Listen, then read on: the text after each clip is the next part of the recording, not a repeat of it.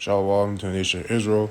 This is Barzal coming in the spirit and power of Yahweh Bahashem, Yahweh Shai Bahashem, Racha Kwadash. Double honors to the apostles of the great millstone, and to hopefully elect push his word in truth and sincerity across the four corners of the earth. This lesson is going to be titled Study as Much as You Can, right? It's a very simple one, but important. Study, the word study in etymology, to strive towards, or, in this truth, you're striving toward gaining complete knowledge, wisdom, and understanding, right? You're devoting oneself to the truth, to the ministry, to the work, to, being a servant under Yahweh Shem Shai, right? Right? You're cultivating your mind, you're cutting out all the weeds, all the negative and evil energy and spirits, from your mind, right? You're cleaning your mind, right? You're building your mind, you're strengthening your mind, right? You're refining your skills, right? To study, apply oneself. You're applying what you're studying also, because when you study, you have to apply it for it to really stick, right? It says show zeal for, examine, right? We're showing zeal for Yahweh Shem Shai, right? For the Lord by studying, right? Study as much as you can, being a student at all times, right? Always being humble, no matter what anyone tells you, if they're right, even if they say it in a way you don't like, if they're right, they're right. So a good student can take constructive criticism, right? No matter how the person says it, right? Because you have to look at what they're saying. Forget all the other emotions involved. Is what they're saying right? If it's right, then, then they're right. You got to take it and use it, right, for yourself. Says eagerness. Yeah, you got to be eager. You got to be eager to study, to constantly be learning from everybody, right? Whether they're above you or whether they're below you. Doesn't matter. Be diligent. Same thing, right? Give me a second.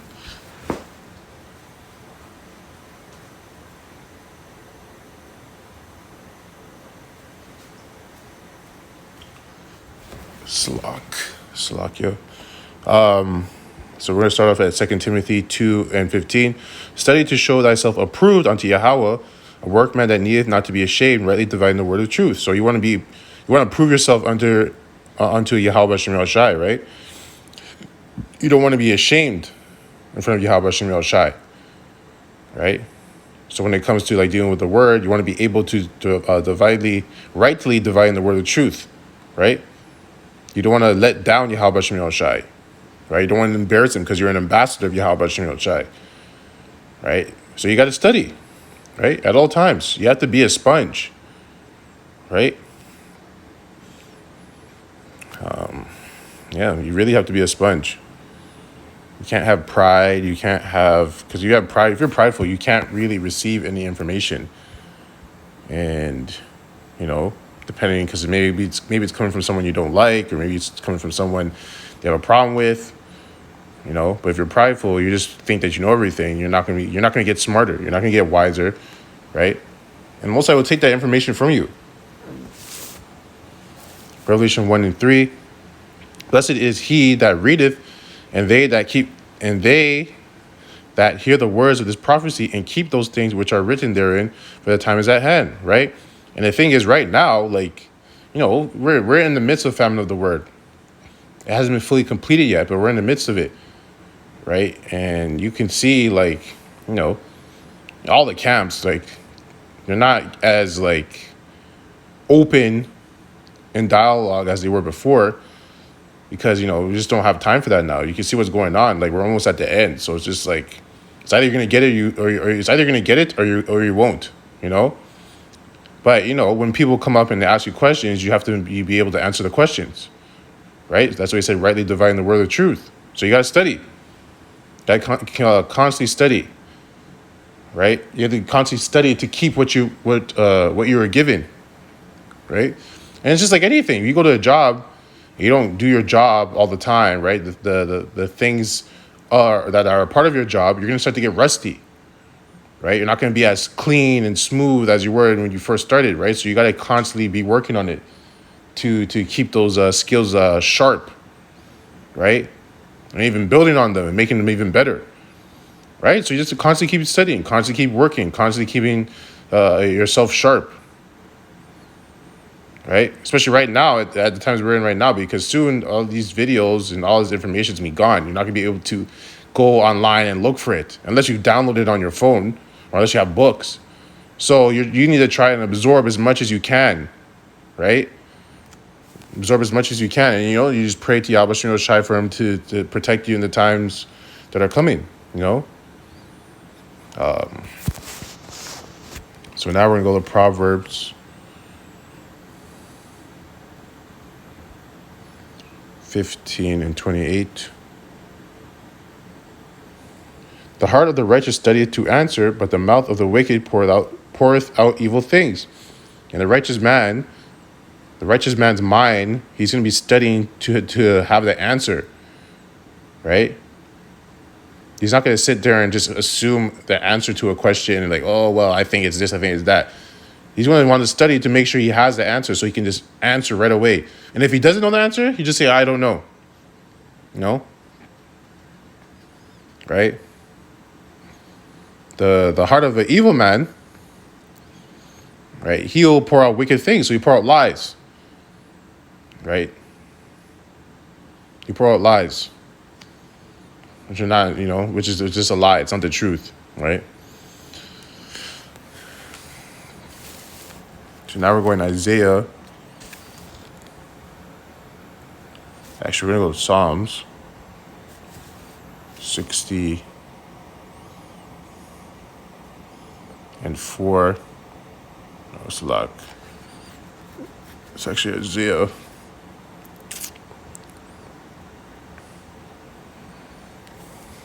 Isaiah 34 and 16. Seek ye out of the book of the Lord Yahweh and read.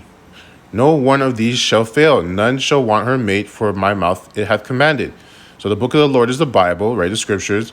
Not one of these shall fail. So nothing in the scripture is going to fail. All of it is true. If it says it, that means that's what it is. If it says this is going to happen, that means that's what's going to happen. If it said this already happened, that means this already happened. It's all truth, right? None shall want her mate. So you can't compare the Bible to any book. No book on the planet can be compared to the Bible, right? Right? But for you to know that, you have to study, right? Because you study the Bible and you start looking at other books and you read that book and you look at the Bible, you can start to see holes in the other book. It's like, oh, that's not true, and that's not true, that's not true, right? And part of studying is also studying history too, because you need to study history to know the mysteries, what the apostles always say. If you don't know the history, you won't know the mystery, right? So that's part of the studying too. You need to do both. At least try,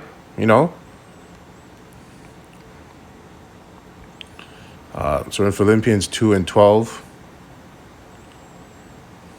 Wherefore, my beloved, as ye have always obeyed, not as in my presence only, but now much more in my absence, work out your own salvation with fear and trembling.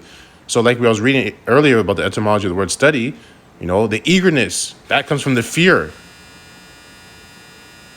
right? That comes from the fear, right? Which after a while, the fear becomes, from fear, it becomes faith.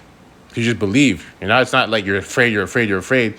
Right? You're always going to have the fear of the Lord, but it kind of evolves. It grows into faith. Right? But at the same time, you understand that you have to study. You have to make sure you keep this. You got to prove yourself unto Yahweh Shai Shai, because we know, if you've been studying, you know what's coming. You know things are going to get crazy, and you're going to need the Lord's help. You really, at all times, you already need his help, but you're really going to need his help, because you can't do anything. Like you're helpless, because the wolf, right? The devil, the snake, which is Esau, Edom, is going to come at all the men of the Lord. They're going to test them. They're going to test all of them. Really, the whole world's going to be tested, right? Because Jacob's trouble. And part of that test is going to be the MOTB. So when they come, however they come, whether you get put in a camp, whether you get taken by the cops, whether you get attacked, whether, you're homeless for a little bit, whatever, however you're tested or however you're dealt with, you need the Lord to save you, right? And he's watching, he's seeing what you're doing in the times when he's not here, in his absence, right? But the other scriptures also say, knowledge and wisdom, I think it's Isaiah 33:6, knowledge and wisdom shall be stability of thy times. So knowledge and wisdom, you're going to get that from studying, right? You're going to get it from studying, which is going to make you stable in the times I was just referring to, Jacob's trouble, when things get crazy, But if you're not studying, you're going to bug out because you're not going to know what's going on because you weren't reading. All the answers are in the book, right? The answers for the test are in the book. Right now, this is the pre-test review, right? Where basically the teacher gives you all the answers are going to be in the test. He gives you the textbook, right? Just read the textbook. But you got to read the textbook though. But he's telling you all the answers that are going to be on the test. But you have to read the textbook. Or it's an open book. That's what I'm referring to, an open book test, where you can bring your book to the test. But if you haven't been reading the book, when you read the test, you won't know where to go to in the book because you weren't reading the book, right? Because you weren't studying, right? 1 Corinthians, it's the last one, 3:6. No, that's the wrong one. Oh, that's 1 Chronicles, Slack. 1 Corinthians 3:6. I have planted, Apollos watered, but Yahweh gave the increase. At the end of the day, Yahweh is the one that gives you the increase. He's the one that gives you the increase in your mind. But through you doing the work, he sees what you're doing. He's like, okay, here you go. So then neither is he that planteth anything, neither he that watereth, but Yahweh that giveth the increase. So at the end of the day, the Most High is the one that gives the increase. But he does watch from you, watch what you're doing when you're studying, what you're doing on your own, what you're doing to increase yourself, what you're doing to refine yourself. But he's the one that gives it to you, right? And that's always a humble thing to remember, so you don't get prideful and thinking that you have obtained this knowledge. Oh, I've done this and I've done that, right? This was all me. That's why I know all these things. No, the Most High gave it to you. Yes, you were studying, but he gave it to you. Because at the end of the day, you could study, but he can still won't give it to you. He chooses whether he gives it to you or not, right? So it's just a way to keep yourself humble and understand that, so you don't let the pride, because you obtain knowledge, puff you up. Now he that planteth and he that watereth are one, and every man shall receive his own reward according to his own labor, right? So, and basically what I just said, according to what you do, right, you're studying, he will give you what you deserve. But he's the one that gives it to you, right? But if you're not studying, if you're not doing those things, you're not working your salvation with fear and trembling, I don't really expect him to give you anything because you don't deserve it, There's a balance. It's just balance. Just like at a job. If you don't do your job, how do you expect to get paid? Right? Anyways, that's it on that. And I hope this lesson was edifying to the hopeful elect, that pushes his word in truth and sincerity across the four corners of the earth. And shalom until next time.